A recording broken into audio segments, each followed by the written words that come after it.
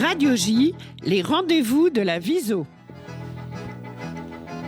Maya Termination, bonjour, merci d'être avec nous. Bonjour. Alors, je rappelle que vous faites partie de la section de la Viso à Vive. Voilà, avec vos amis. Quel est le thème de l'émission de la Viso aujourd'hui ? Dans cette émission, Lise, nous allons parler de maternité. Mais pas des 3 premiers mois, des 3 premiers trimestres de grossesse, ni de choix de prénom, ni de ventre qui s'arrondissent. Non. Aujourd'hui, nous allons parler du 4e trimestre de grossesse, le trimestre du postpartum. Le trimestre des mères épuisées et des corps abîmés. Alors, c'est certes beaucoup moins glamour, et le sujet est tellement absent du discours sur la maternité, c'est vrai, qu'on peut se demander s'il y a un tabou sur la question. Pour en discuter, nous recevons Ilana Weisman. Donc, Ilana, bonjour. Bonjour. Oui, Ilana qui est en direct avec nous de Tel Aviv. Voilà, grâce au miracle de la technique. De la technique, et on remercie d'ailleurs Serge Eben à la réalisation technique. Alors Ilana, vous êtes une sociologue franco-israélienne et vous êtes l'auteur de l'essai « Ceci est notre postpartum, défaire les mythes et les tabous pour s'émanciper ». Vous êtes également cofondatrice du groupe israélien de colleuses de rue Hasti Keriot. Alors, Ilana, ma première question, c'est qu'est-ce qui vous a conduit à vous intéresser au sujet du postpartum ? Alors, bonjour à toutes les deux. Ce qui m'a conduite au départ, c'est vraiment, du coup, mon expérience personnelle. Moi, quand j'ai commencé à vraiment m'intéresser à la question, j'étais à 2 ans après mon accouchement, la naissance de mon fils. Et ce qui s'est passé, en fait, ce qui a mis un peu le feu aux poudres pour moi, c'est qu'il y a eu une censure d'une publicité pour une marque, la marque Frida, qui est une marque de soins et d'accompagnement au postpartum, qui devait passer en fait aux Oscars de 2020. Et suite à cette censure, je suis allée regarder la publicité en question et je me suis rendu compte finalement que dans cette publicité, il n'y avait absolument rien de choquant. C'était vraiment une dépiction du postpartum très même édulcorée, je dirais, très lissée.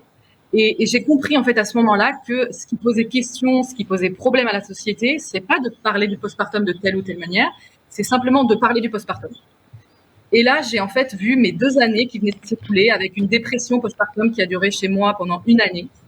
Et je me suis dit, waouh, c'est à cause notamment du fait qu'on ne représente pas le postpartum, qu'on ne le voit pas dans les publicités, qu'on ne le voit pas dans les séries, dans les films, etc. Le fait que je n'étais pas préparée à cette période, qui a fait que je suis tombée en dépression, c'est une des raisons.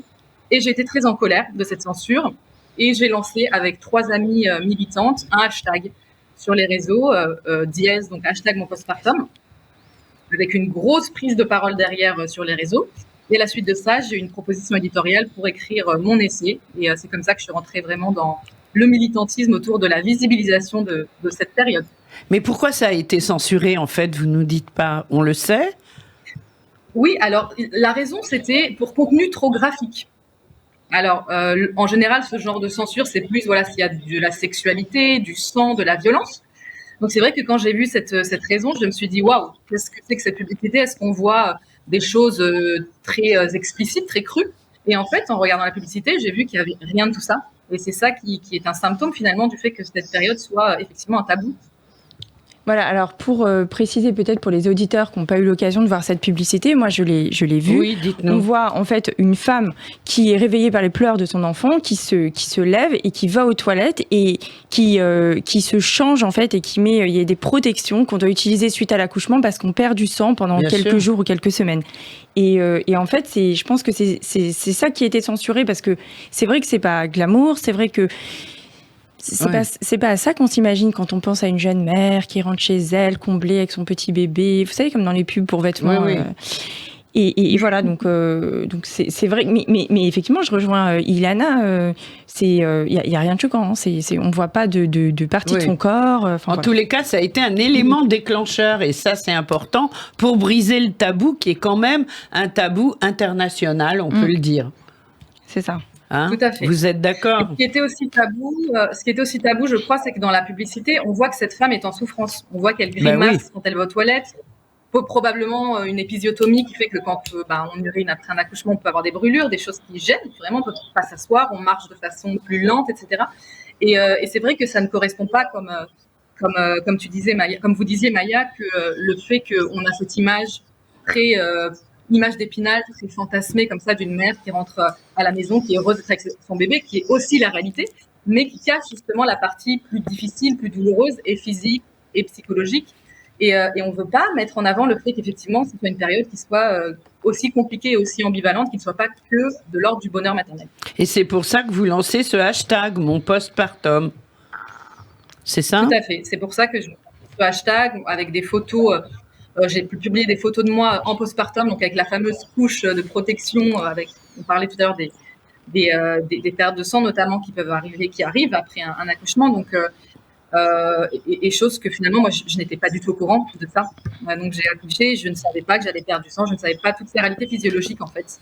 Et je trouve ça assez effrayant pour une jeune mère, pour toutes ces jeunes mères qui finalement n'ont pas forcément idée de ce qui va leur arriver après un accouchement, qu'on cache vraiment cet après, c'est dans les coulisses, ça ne compte pas, comme si l'accouchement était un peu voilà, c'est la fin. On est arrivé à la fin du truc, on est arrivé au bout des difficultés, puis après c'est que du bonheur. Non, c'est pas que du bonheur, c'est du bonheur et c'est plein d'autres choses. Oui.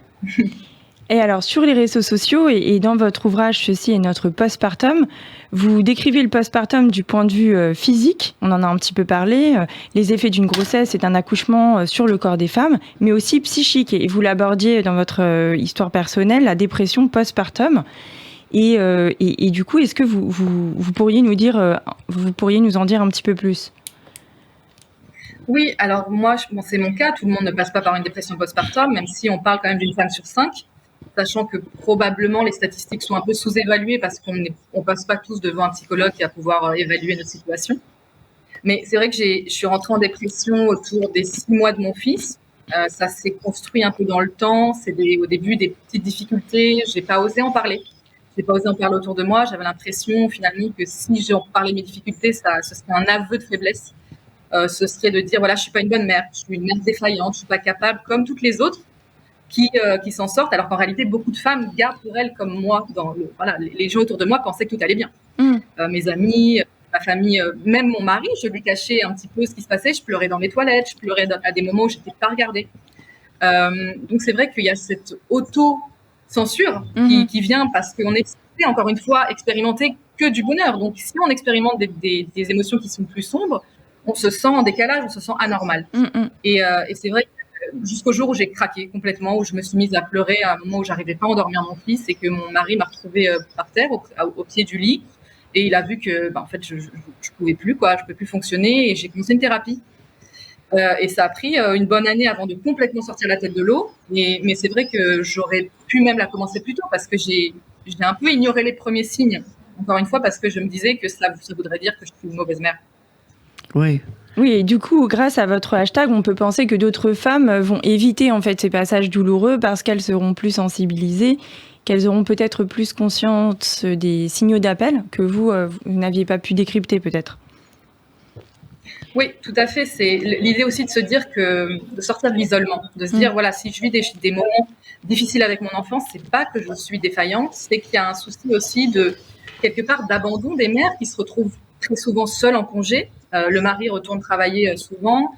On prend pas trop de nouvelles des mères. On demande voilà comment va le bébé, comment ça se passe, mais on creuse pas vraiment. On creuse pas vraiment pour dire est-ce que tu vas bien, est-ce que tu as besoin d'aide, est-ce que tu as besoin que je t'amène un repas chaud, est-ce que tu as besoin que je t'aide à voilà vraiment sortir les mères de l'isolement qui se retrouvent un peu en tête-à-tête avec leur bébé et avec une charge colossale de travail, de s'occuper d'un petit être tout à fait vulnérable et en plus de s'occuper de leur propre convalescence parce qu'on sort d'un accouchement, on est diminué physiquement. On a besoin de semaines de forme encore on parlait des pertes de sang, on a de la difficulté à se déplacer. Enfin, il faut un temps de convalescence après un postpartum. Alors, vous êtes cofondatrice du mouvement des colleuses de rue Hastikériot. Comment est né ce collectif et qui sont les colleuses et quel est l'objectif de la démarche? Oui, alors les colleuses au départ, c'est un mouvement français. C'est né en France, je crois, en 2018 ou en 2019, il y a quelques années, assez récent. Et finalement, nous qui sommes, moi et Morgane Koresh, qui sommes deux citoyennes franco-israéliennes, on a été exposés à ce collectif en France, sûrement vous aussi, sur les murs de Paris ou d'autres villes. Vous voyez des messages des lettres noires sur blanc, donc collées sur les murs, des messages féministes sur différents combats féministes. Et on a été assez impressionnés par cet outil qui est très facile à mettre en place et dont la démarche nous a touchés. Et on s'est dit, pourquoi pas l'importer en Israël, où il y a aussi évidemment des problématiques de violences faites aux femmes, comme dans le monde entier, hein, c'est pas spécifique à Israël ou à la France, c'est partout pareil. Et on a décidé d'adapter nos messages aussi à la réalité, au contexte national israélien. Et on a lancé ce mouvement en 2020, ouais, ça va faire 2 ans. Et voilà, on est toujours active depuis. Et alors, qui sont les colleuses? Qu'est-ce qui les amène à coller? Quels sont les combats ou les causes qu'elles veulent défendre, que vous voulez défendre avec ce collectif? Alors, on parle vraiment de violence contre les femmes au sens large. Donc, ça peut être, effectivement, ça a commencé en France avec les féminicides. Et on a, par exemple, en Israël, des crimes d'honneur aussi, par exemple, qui se déroulent plutôt dans la communauté arabe israélienne. Mais des féminicides, donc des femmes qui sont violentées jusqu'à être tuées par leur conjoint. Alors, juste est-ce que vous pouvez développer un peu ce que sont les crimes d'honneur, parce que je ne sais pas si tout le monde est familier de cette notion. Ok, pas de problème. Les crimes d'honneur, en fait, c'est un crime dont la motivation va être de tuer une femme de la famille ou une compagne, etc., qui aurait porté préjudice à la réputation de la famille. Donc, ça peut être, par exemple, un père qui tue sa fille. Ça peut être un frère qui tue sa sœur, un oncle qui tue sa nièce, parce que son comportement aurait été vu comme quelque chose de déshonorant pour la famille. D'accord. Et donc ça, c'est plutôt dans la communauté arabe israélienne. Oui, tout à fait. Après, nous, on parle vraiment des violences au sens très large. Ça peut être du harcèlement de rue, ça peut être des violences économiques, ça peut être des discriminations au travail. C'est vraiment très, très large. On a une thématique et on va coller des messages sur une thématique en particulier. Et c'est très, très large les sujets qu'on a. Et les femmes qui participent à ces collages, est-ce que ce sont des femmes qui ont été victimes elles-mêmes de violences, ou est-ce que c'est plutôt des jeunes, plutôt des femmes qui ont déjà une grande partie de leur vie amoureuse derrière elles? Je sais pas, qui ça concerne en fait, ce militantisme? Enfin, qui s'y implique?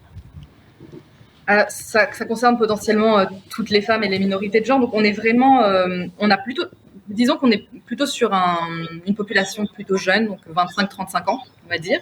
Mais il y a aussi des femmes plus âgées qui viennent. Et c'est intéressant ce que vous disiez sur des femmes qui auraient vécu des violences elles-mêmes. On a eu plusieurs fois des personnes qui viennent en fait afficher leur témoignage, leur vécu. J'ai été battue par mon mari de telle période à telle période. Et il y a vraiment aussi cette espèce d'approche thérapeutique, en fait, d'afficher son message sur un mur, de dire voilà, j'ai vécu ça. Et de le sortir de soi quelque part, il y a une fonction exutoire. Après, il y a des femmes qui n'ont pas forcément vécu de violences particulières ou qui sont concernées par les thématiques que l'on aborde, mais qui sont des alliés, qui veulent parler de ça effectivement, et on va coller un peu dans toutes les villes israéliennes en fonction de différentes thématiques. Par exemple, si on va dans un quartier ultra-orthodoxe à Jérusalem, on va mettre des messages beaucoup plus soft qu'à Tel Aviv, où on peut mettre des choses un peu plus rentre-dedans, on va dire. On s'adapte aussi aux populations et à qui on affiche. Mmh. Alors, en août 2020, il y a eu un scandale en Israël. Une adolescente a été violée à Eilat par une trentaine d'hommes. C'est une histoire absolument atroce. C'est horrible, c'est atroce. Oui. Voilà, les hommes faisaient la queue. Ils ont été filmés en train de faire la queue dans le couloir de l'hôtel, devant la chambre. Enfin, je me souviens qu'avec Viso France, on avait aussi fait un communiqué, une campagne d'information sur cette question. Et cet événement donc a profondément marqué l'opinion en Israël, heureusement, et a été l'origine de manifestations massives auxquelles vous, Ilana, vous avez participé. Alors, selon vous, qu'est-ce que cette mobilisation dit de la perception des violences sexuelles en Israël? Est-ce que c'est une prise est-ce que c'est une prise de conscience? Est-ce que il y avait déjà un terreau de personnes qui étaient sensibilisées, ou au contraire une énorme surprise? Comment vous voyez ça? Alors, moi, j'ai tendance à dire qu'il n'y a pas forcément d'énormes différences entre Israël ou la France ou d'autres pays du monde développé. On est vraiment sur des mécanismes qui sont très similaires. On est très choqués. Par exemple, ce cas est vraiment particulièrement choquant. Oui, bien sûr. L'image d'une femme qui fait la queue pour violer une jeune fille qui est à moitié inconsciente, c'est absolument choquant. Mais en fait, l'idée, c'était vraiment de ne pas dire, voilà, c'était que des monstres. Cette idée, en fait, que finalement, les violences sexuelles ne sont pas le fait forcément de monstres, de personnes qui vont nous attendre au coin de la rue, de gens un peu fous, enfin un petit peu de diaboliser comme ça, de dire c'est qu'une histoire de fou. En fait, non, les violences sexuelles, ça peut être en fait n'importe quel gamin qui se laisse entraîner dans une espèce de voilà, les gens font la queue, les gens rigolent, les gens filment. Et cette période en fait est complètement cette jeune femme est complètement déshumanisée. C'est quelque chose en fait qui fait moi personnellement qui m'a fait peur dans le sens j'ai un petit garçon de 4 ans et je me dis comment est-ce que je fais en fait pour être sûr que mon garçon par exemple ne se serait pas laissé entraîner dans une chose pareille plus tard. Comment est-ce qu'on fait pour vraiment éduquer les garçons au consentement, au fait qu'une jeune femme qui est à moitié inanimée ne peut pas être consentante, ne pas se laisser aller un petit peu à quelque chose de l'ordre de voilà, tout le monde le fait, donc ça me permet de le faire aussi. Après, je pense vraiment que le rapport violence sexuelle est le même un peu dans tous les pays. On est un peu dans cette idée que c'est forcément des choses très extraordinaires, que ça n'arrive que très peu, que des fous. Et là, en fait, cette histoire montre aussi que c'est faux. En fait, ça peut être peut-être pas n'importe qui, j'exagère en disant n'importe qui, mais c'est quelque chose qui est de l'ordre du corps des femmes qui serait un petit peu, comment dire, à disposition des hommes selon leurs désirs, selon leurs envies. Ilana Weisman, j'ai une question. Combien vous êtes de militantes réellement? Quel est le nombre de femmes en Israël qui sont avec vous, autour de vous, qui font partie des stickériotes et autres, qui réagissent, qui ne laissent pas faire? Alors, en termes de militantisme en Israël, c'est un pays qui est extrêmement militant. Il y a une très grosse scène féministe en Israël, c'est assez réjouissant. Il y a plein d'organisations de terrain, c'est vraiment très beau à voir. Après, pour les stickériotes en elles-mêmes, on est une centaine de femmes à Tel Aviv. On a un autre groupe à Jérusalem qui compte quelques dizaines de personnes, un autre à Beersheba, un autre à Kfar Saba, donc un peu dans la banlieue tel-avivienne. Oui. Donc, en tout et tout, je dirais quelques centaines, je ne pourrais pas vous dire un chiffre exact. Et parfois, il y a des personnes qui sont plus actives que d'autres, parfois, il y a des personnes qui arrêtent un peu les activités puis qui y reviennent. C'est très fluctuant, mais on est un bon noyau assez actif. Oui, si cela fonctionne comme les colleuses en France, je crois que ce sont des mouvements qui sont très décentralisés. En fait, je ne sais pas, Ilana, si vous avez cette impression, mais où il y a des collectifs régionaux en fait qui se montent, qui essaiment, et puis après, parce qu'il n'y a pas de hiérarchie, donc qui propose un slogan qui va aux autres, les femmes se réunissent à 3 ou 4 et décident d'aller coller dans telle rue, puis donc du coup, j'imagine que c'est un peu difficile de piloter le mouvement aussi. Bien sûr. Après, on est moins développé qu'en France où vraiment il y a énormément de militants et de militantes. Mais c'est vrai que l'idée, c'est vraiment que ce soit complètement horizontal. Donc même il y a des personnes, par exemple, qu'on n'a jamais rencontrées, qui nous écrivent sur notre compte Instagram et qui nous disent voilà comment on fait. On leur envoie des vidéos tutoriels pour comment on fait la colle, comment on fait les slogans. Et c'est vrai qu'après, voilà, chacun fait sans nous prévenir, quoi. Il n'y a pas de hiérarchie. Et vous êtes à la tête du mouvement, en fait. Alors, disons qu'on l'a créé, moi et Morgane Koresh l'avons créé, mais encore une fois, il n'y a pas de hiérarchie. Donc, c'est vrai qu'on est les plus actifs avec notre groupe de Tel Aviv, mais n'importe qui dans n'importe quelle ville d'Israël peut lancer sa cellule et puis y aller sans même nous parler, en fait, quasiment. D'accord. Écoutez, Ilana Weisman, merci beaucoup d'avoir été l'invitée de Viso Aviv au micro de Radio J aujourd'hui. Alors, je rappelle le titre de votre ouvrage. Ceci est notre postpartum, défaire les mythes et les tabous pour s'émanciper, aux éditions Marabout. Merci beaucoup, Ilana. Merci, Ilana. Au revoir. Merci.